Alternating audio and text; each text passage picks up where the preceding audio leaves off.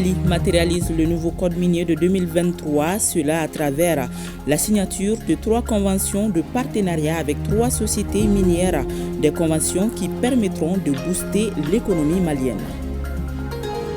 Le ministre en charge des domaines vient de mettre à la disposition des acteurs de la filière bétail 50 hectares. L'annonce a été faite lors de la rencontre entre les marchands à bétail et le ministre de l'élevage et de la pêche. De nouveaux marchés à bétail sont désormais ouverts à Cathédrale, Sanankoroba et Zantigila en lieu et place de ceux fermés suite à l'attaque terroriste du mardi dernier. Voilà pour le sommaire, mesdames et messieurs, bonjour et bienvenue. Nous ouvrons ce journal par ces communiqués. Le chef d'état-major des armées informe l'opinion que le 20 septembre 2024, aux environs de 17h30, des tirs d'artillerie ont ciblé 2 regroupements dans des refuges terroristes dans le secteur de Mourdja. Les observations confirment la neutralisation d'une trentaine de terroristes et des dégâts matériels. La recherche et la traque des terroristes continue. Je le disais, le ministre de l'économie et des finances en compagnie du ministre des Mines a signé 3 conventions de partenariat avec 3 sociétés minières. Ces conventions rentrent dans l'application du nouveau code minier en 2023. Elles permettront de booster l'économie malienne. On en sait plus avec Youssouf Diakité. En signant cette convention de partenariat avec les sociétés minières Semoses, Alid, Bintou Gold et Nampala, le gouvernement du Mali matérialise le nouveau code minier dont la rentabilité et l'impact sont clairement visibles sur l'économie malienne. C'est un partenariat gagnant-gagnant, disent les 2 parties, gouvernement et sociétés minières. C'est un accord qui a été conclu pour un montant total de 65 milliards de francs CFA. Et 16 milliards de crédit TVA que nous avons décidé d'abandonner également. Ce paiement se fera en 2 temps. Un premier paiement est dû pour le 30 de ce mois pour un montant de 40 milliards. Et le deuxième paiement de 25 milliards pour la fin du mois de mars 2025. Cet accord, bien au-delà d'un simple partenariat commercial, reflète notre volonté de promouvoir un développement durable et de contribuer au bien-être des communautés locales. Signé en présence du ministre des Mines, professeur Amadou Keïta estime que la convention répond aux aspirations du peuple malien. Désormais, la taxe ad donc sera progressive. Ça veut dire qu'elle n'est plus fixe. Désormais, son taux sera fixé en fonction du cours de l'or. Un autre aspect à souligner, c'est que les exonérations sur les produits pétroliers aussi ne sont plus de mise. Alors que dans le temps, l'État perdait à peu près 100 milliards sur ces exonérations. Le ministre de l'économie et des finances, après avoir insisté sur le respect des engagements côté société minière, rappelle que l'accompagnement de l'État ne fera pas défaut. Que c'est un code très bien équilibré qui permet vraiment aujourd'hui au Mali, en tout cas, d'avoir une source de financement importante pour son développement. Dans le même temps, ces accords permettent également à l'État d'avoir régulièrement, chaque année, un montant d'environ 245 milliards de plus sur le budget d'État, en plus de ce qui était obtenu les autres années. Donc, si on percevait par exemple 300 milliards sur ces 3 sociétés, maintenant ça va être 545 milliards que nous allons percevoir. Toute la sous-traitance représente pour ces 3 sociétés seulement 1000 milliards de francs CFA qui seront injectés chaque année dans notre économie si nos entreprises arrivent à capter. Et le code est très clair, il faut que ces 1000 milliards soient donnés à des entreprises maliennes ou des entreprises détenues à au moins 51% par des Maliens. Pour mémoire, c'est en juillet 2023 que l'État malien a finalisé et publié le décret d'application du Code minier 2023. La commission de rédaction de l'avant-projet de la Charte nationale pour la paix et la réconciliation nationale poursuit ses consultations. Ousmane Issoufi Maïga et son équipe s'y sont rendus hier au cabinet du professeur Dioncounda Traoré, ancien chef d'État. Les membres de la commission sont venus solliciter l'accompagnement du professeur Dioncounda et recueillir certaines orientations. L'expertise partagée avec eux servira à améliorer le contenu du document qu'ils ont la charge de rédiger, nous dit Salimata Dao. Audience chez l'ancien président de la République par intérim, le professeur Diankounda Traoré.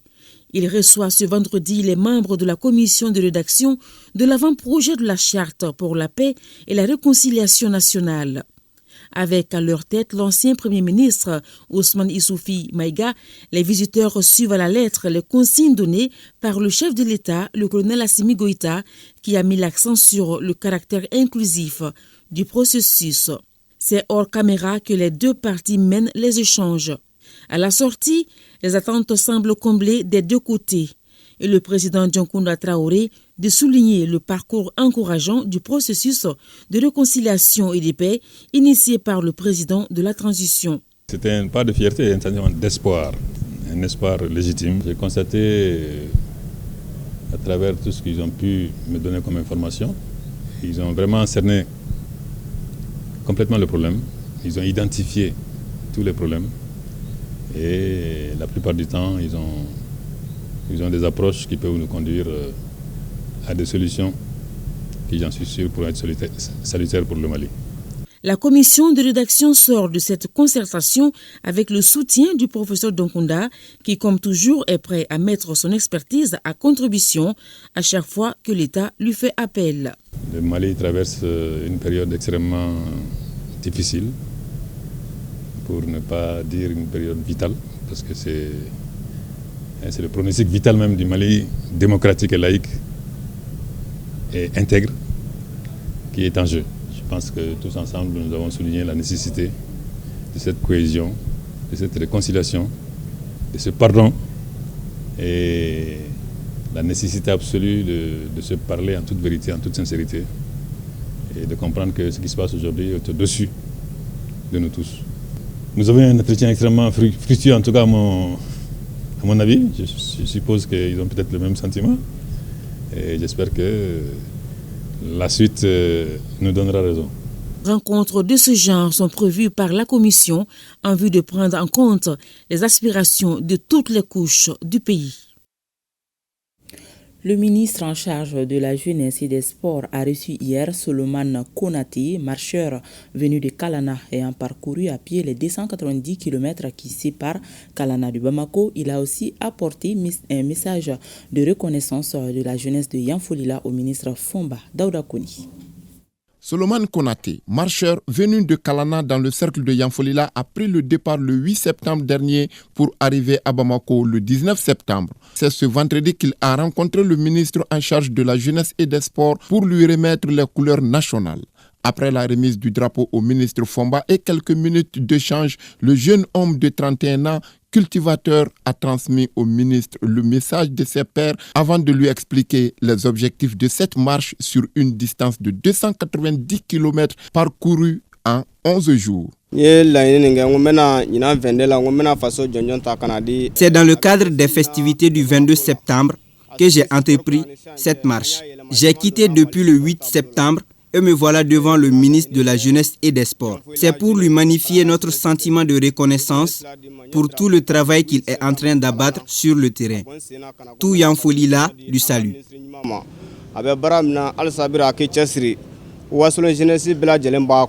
Le ministre Fomba a félicité M. Konaté pour l'exploit qu'il a accompli et l'a remercié pour son soutien avant de rappeler que le gouvernement puise sa force du soutien de la population. Parce qu'aujourd'hui, le pays en a besoin. Chacun de nous, nous devons faire le travail convenablement. Et qu'un jeune vienne d'aussi loin pour nous donner le drapeau, moi je pense que ce drapeau, je vais l'envoyer au président de la transition. En réalité, ce que nous le faisons parce que c'est lui qui nous donne de l'énergie. C'est lui qui nous encourage, qui nous donne les directives. Et dans ce cadre-là, lorsque nous recevons quelque chose, c'est vrai que ça nous anime de joie. Nous sommes contents pour cela, mais en grande partie, c'est lui. Le ministre Fomba continue en disant que le moment est propice pour les jeunes de se montrer plus patriotes et entreprenants. Je l'annonçais également au sommaire. De nouveaux marchés à bétail sont ouverts à Cathédrale Sanankoroba et Zantigila en lieu et place de ceux fermés suite à l'attaque terroriste du mardi dernier. Les acteurs de la filière bétail adhèrent à cette initiative du gouvernement qui vise à préserver la sécurité publique mais demandent un moratoire qui doit leur permettre de se préparer avant d'investir les nouveaux sites. C'est au cours d'une rencontre entre les marchands à bétail et le ministre de l'élevage et de la pêche en présence de son collègue en charge des domaines qui a mis à la disposition des concernés 50 hectares. Mohamed Kayantao, ici d'Ikibalo. Bamako, la capitale malienne, a été endeuillée mardi dernier par une attaque terroriste faisant des pertes en vie humaine et en matériel. Suite à cette situation, 7 marchés à bétail de Bamako ont été temporairement fermés. Point de souci car les acteurs du secteur ont été recasés dans le but de préserver la sécurité publique. Dans la foulée, des dispositions ont été prises pour assurer le ravitaillement correct des marchés en viande de qualité. Voilà pourquoi le gouvernement, à travers le ministre de l'Élevage et de la Pêche, vient d'offrir 3 nouveaux marchés à bétail à Cathédrale, Sanankoroba et à Zantigila. Les acteurs déclarent rester derrière les autorités pour toute mesure visant à assurer leur sécurité. Les acteurs souhaiteraient un moratoire pour ce qui est de la fermeture immédiate des marchés, ce qui vise à arrêter toute activité économique et aussi l'approvisionnement de la ville de Bamako en viande. Et nous souhaitons aussi tout ce qui est comme infrastructure qui sera réalisée, que ces infrastructures répondent aux normes sécuritaire et aussi, comme vous l'avez cité, pour l'approvisionnement en eau du bétail et des acteurs qui sont là. Le marché de Kati a fortement été occupé par des occupants. 50 hectares et quelques au départ. Aujourd'hui, le marché n'a pas 10 hectares à son actif, dû à l'occupation illicite de son espace. Les marchands du bétail ont également demandé l'ouverture d'un autre site sur la route de Kouloukoro, doléance qui a été prise en compte par les deux membres du gouvernement. Mieux, le ministre en charge du domaine se propose de mettre à leur disposition 50 hectares de terre à Zantigila et Sanankoroba. On a pris bonne note de vos doléances. En ce qui concerne les sites, vous avez effectivement évoqué le site ouest. On va rapidement identifier un site dans cette zone-là qui pourra recevoir un marché abatté. Les sites qu'on a identifiés à Sanankoroba, à Zantigila, et aussi le site de Kati. Nous allons rapidement aussi voir comment, là où il y a des occupations illicites, les dégager et aussi procéder aux aménagements nécessaires. Nous investir pour que les conditions soient réunies, toutes les conditions soient réunies pour une installation harmonieuse, une installation dans les règles de l'art, et les investissements aussi seront réalisés autant que faire se peut dans les règles de l'art pour que vraiment la sécurité que nous cherchons soit là. La volonté est là. Au nom des plus hautes autorités, nous tenons à vous dire que la volonté, elle est inébranlable pour le bien des populations. Le ministre Ba a enfin rassuré les éleveurs que ces nouveaux sites seront aménagés avec les commodités requises avant de donner l'assurance que le gouvernement va continuer à s'investir pour la quiétude de la population. L'Afrique du Sud célèbre chaque année la journée du patrimoine, une journée qui rend hommage aux hommes, aux héros et héroïnes qui se sont battus pour l'Afrique. À cette occasion, l'ambassade d'Afrique du Sud au Mali organise une série d'activités. La chargée d'affaires Patience Loma Mosima Massissi donne des précisions au micro de Youssouf Diakité. This is the month of September. It's a heritage month. Nous célébrons la journée du patrimoine en Afrique du Sud. La journée du patrimoine, on l'a célébrée depuis la mort de Shaka Zulu. Parce qu'en fait, il est décédé en 1828. Et depuis lors, la journée était célébrée, mais comme la journée Shaka Zulu. Mais avec l'avènement de la démocratie à partir de 1994, Inkatha Freedom Party de Mangosuthu Buthelezi donc a voulu que la journée soit toujours célébrée. Mais à partir de 1994, quand l'ANC a pris le pouvoir, ils étaient d'accord pour la célébration de la journée, mais au lieu que ça continue à être célébré comme la journée Chaka Zulu, donc ils ont décidé que non, dorénavant, on va célébrer la journée, mais comme étant la journée du patrimoine en Afrique du Sud. Et depuis lors, chaque année, la journée est célébrée le 24 septembre. Et chaque année, il y a un thème spécifique. Et cette année, le thème, ça porte en général sur la commémoration des héros et héroïnes qui ont lutté pour l'avènement de la liberté en Afrique du Sud. Et spécifiquement cette année, donc, on commémore leur rapatriement des restes de ces héros et héroïnes qui ont vécu en exil et qui sont morts dans des pays comme l'Angola, la Tanzanie, le Zimbabwe et la Zambie aussi. Mais spécifiquement, la journée du 27 sera consacrée à ce rapatriement. Parlons à présent des activités qui ont marqué la Semaine nationale de la réconciliation qui s'achève d'ailleurs aujourd'hui. Les régions de Ségou, Douila et Kita ont mis à profit cette semaine pour initier des conférences-débats autour du thème solidarité et unité nationale autour des victimes des inondations dans l'espace AES. On en sait plus avec nos reporters Mahamadou Alioubari, Daniel Fomba et Foussini Samaki. Suite à des inondations, les populations des pays de l'espace AES ont enregistré d'énormes pertes en vies humaines, en vivres et en non-vivres. C'est fort de ce constat que le gouvernement du Mali a réorienté les activités de la Semaine nationale de la réconciliation vers la solidarité et soutien aux victimes des inondations. Cela en renforçant l'unité et la cohésion sociale autour de ces victimes. Il nous appartient à nous tous d'aider, de porter notre secours à ces gens qui ont été victimes des inondations. Enfin, nous demandons de prier pour que pareille calamité ne se reproduise plus en République de Mali. Dans la région de Ségou, 4 753 ménages et 62 713 personnes sont touchées par ces inondations, surtout dans les cercles de Ségou, Bla, Baroli et Massina. Les villages, nous remercions les autorités de l'AES. Faisons tout pour accompagner ce élan de solidarité à travers un changement positif de comportement. Cette édition de la Sénat se veut un moment de mobilisation générale pour venir en aide aux victimes des inondations, tout en sensibilisant la population à l'importance de la solidarité nationale en période de crise.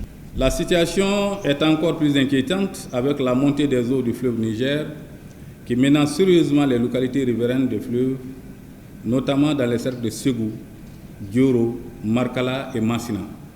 Au cours de cette semaine, en 4e région, outre des conférences débats, des visites des sites d'accueil des personnes sinistrées victimes d'inondations sont au programme. Instituée par l'article 7 de la loi numéro 2019-042 du 24 juillet 2019, la Semaine nationale de la réconciliation vise à restaurer un climat de paix, de cohésion et de bon vivre entre tous les Maliens. Cette situation du pays déjà fragile vient une fois de plus être aggravée par des inondations dévastatrices causant des pertes en vies humaines et des dégâts matériels importants. D'où le thème de cette 3e édition, solidarité et unité nationale autour des victimes des inondations dans l'espace AES. Réconcilier entre vous, hommes politiques. Pardonner entre vous, leaders religieux. Oubliez la douleur que vous gardez chacun dans son cœur. Que vous soyez arabe, Peul, Bambara, Tamashek, Bobo, Mianka, Sarapole et que sais-je. Donnez-vous la main autour de l'essentiel, notre très chère patrie. La Semaine nationale de la réconciliation, phase numéro 3, vise à canaliser cet élan de solidarité en action concrète pour soutenir les victimes, tout en réaffirmant l'engagement du ministère de la Réconciliation pour une paix durable et une cohésion nationale renforcée. L'objectif principal de cette semaine de réconciliation est de promouvoir la compréhension mutuelle et le dialogue au sein de la société malienne. Il vise également à réfléchir sur la capacité du pays à s'unir et à travailler ensemble en vue de construire un avenir harmonieux et pacifique. Entre les Maliens, il y a ce qu'on appelle la fraternité, le soutien social entre tout le monde. Quand un Malien a un problème, c'est comme tout le Mali a un problème. Donc c'est ça l'objectif même du gouvernement. Qu'aucun Malien ne doit se sentir léger partout où il se trouve. Apporter vraiment le soutien dans toutes les conditions. Il est à signaler que cette conférence avait la participation de toutes les forces vives d'Ibaninko. C'est à travers une conférence débat que la Semaine nationale de la réconciliation édition 2024 a démarré à Kita. Le thème retenu est « Solidarité et l'unité nationale autour des victimes de l'inondation dans l'espace AES ». Cette rencontre d'échange a été une opportunité pour le chef de l'exécutif régional d'inviter toutes les parties prenantes à renforcer la solidarité nationale nécessaire pour surmonter les défis actuels. Je tenais à remercier le ministère en charge de la réconciliation nationale pour les appuis nombreux et multiformes en direction de la région de Kita. Il y avait pour preuve l'année dernière un appui conséquent au gouvernorat, mais aussi à une association de femmes, de nombreuses femmes qui ont pu bénéficier de matériel et de montants en argent. Pour notre part, dans la région de Kita, nous avons de la chance d'avoir peu de victimes. Au total, dans la région, nous avons recensé environ 2077 sinistrés liés à ces inondations. 4 décès et 4 blessés.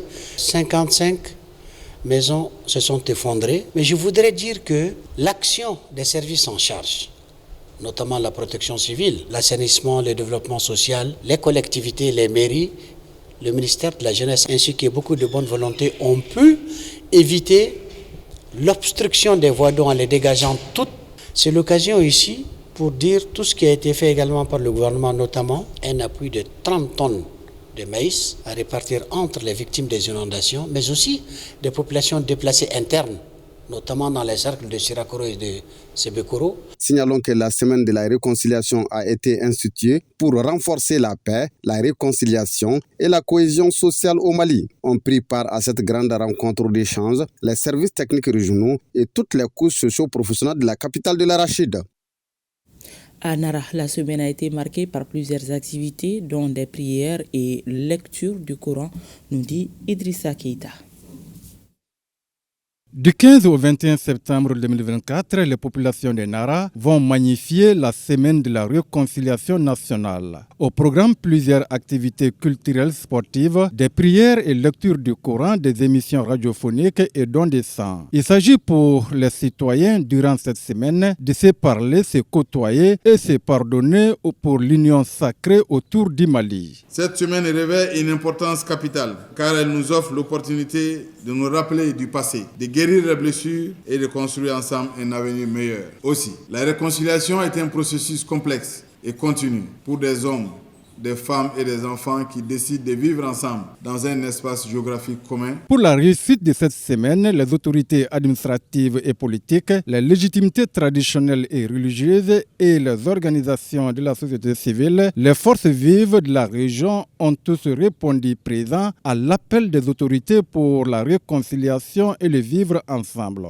Suite au changement climatique, des catastrophes naturelles surviennent partout dans le monde. Dans l'espace AES, ce sont surtout des inondations consécutives aux grandes pluies. Au Mali, comme dans le reste des espaces AES, qui ont une même vision, la solidarité s'organise autour des victimes. Des œuvres humanitaires avec la remise d'une importante quantité de vivres aux victimes des inondations sont entre autres faits marquants de cette semaine de la réconciliation nationale à Nara. Cette édition se veut un moment de mobilisation générale pour venir en aide aux victimes des inondations, tout en sensibilisant la population à l'importance de la solidarité nationale en période de crise. Rappelons que le thème de cette troisième édition est « Solidarité et unité nationale autour des victimes des inondations dans l'espace AES ». La région de Koulikoro a plutôt procédé à la remise des dons aux sinistrés occupant les écoles à travers le comité régional des risques et des catastrophes naturelles. La valeur est estimée à plus de 14 millions de francs CFA à Toumassari.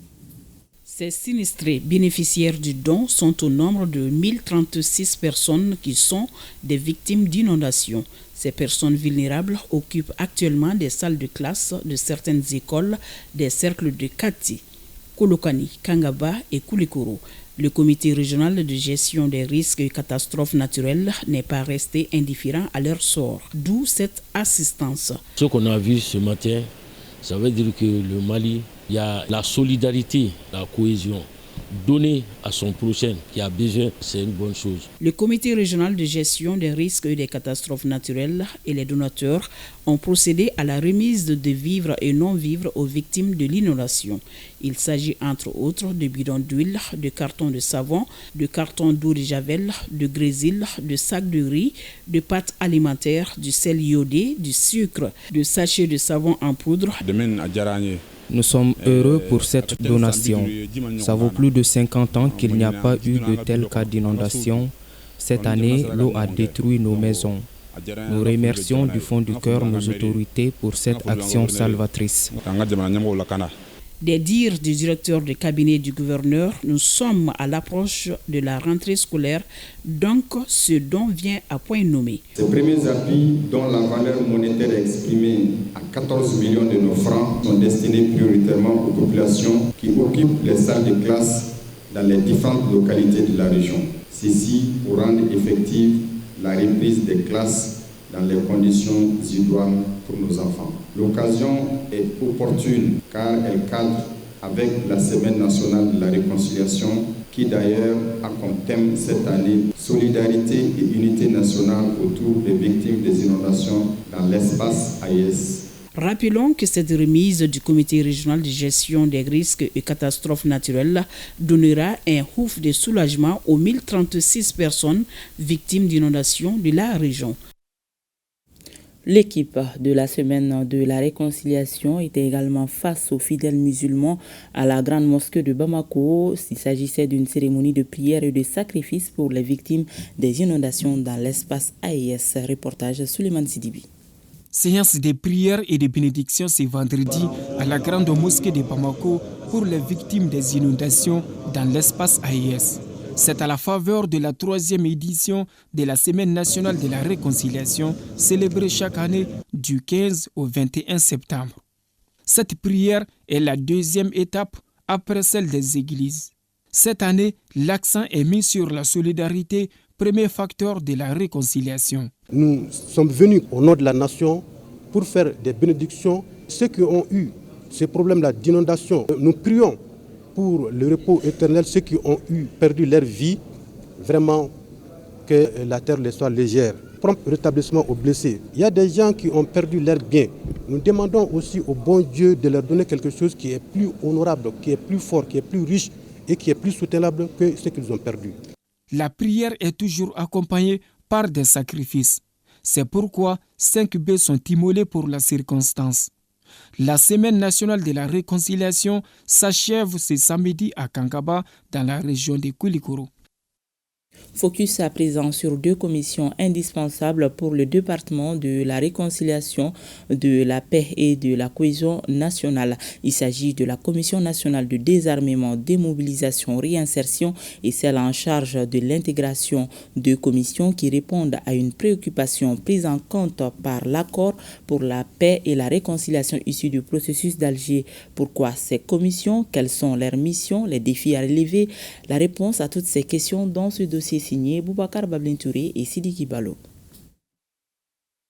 En 2012, le Mali a connu une page sombre de son histoire, page marquée par une crise politico-sécuritaire sans précédent qui a abouti à la signature d'un accord pour la paix et la réconciliation issu du processus d'Alger le 15 mai et parachevé le 20 juin 2015. Le dit accord prévoyait dans ses mécanismes la création de certaines structures, parmi elles la Commission nationale de désarmement, démobilisation et réinsertion et la Commission nationale d'intégration. 2 commissions relevant du ministère en charge de la réconciliation avec des missions et objectifs à elles confiées. Elle procède à l'élaboration des critères d'éligibilité des éléments qui peuvent partir de cette commission, de ce processus. Il établit aussi les manuels pour les procédures de développement des activités de la Commission nationale DDR. de mettre en place les relais dans les différentes régions ou bien dans les différentes zones dans lesquelles les opérations de DDR sont appelées à être tenues. La Commission nationale a reçu comme mission de travailler de concert avec sa commission jumelle qui est la Commission nationale DDR. Donc à ce titre, elle est chargée avec les structures concernées comme la réforme du secteur de la sécurité d'établir les listes des combattants des mouvements éligibles au nouveau processus de paix dans sa version nationale. Ces commissions indispensables dans le processus de réinsertion et d'intégration des combattants des mouvements armés signataires sont comme toute autre structure bien organisées. Du point de vue de l'organisation, la commission est composée d'un président que je suis. Il y a un coordinateur général. En plus du coordinateur, il y a 45 membres qui sont choisis par le ministre de la Réconciliation.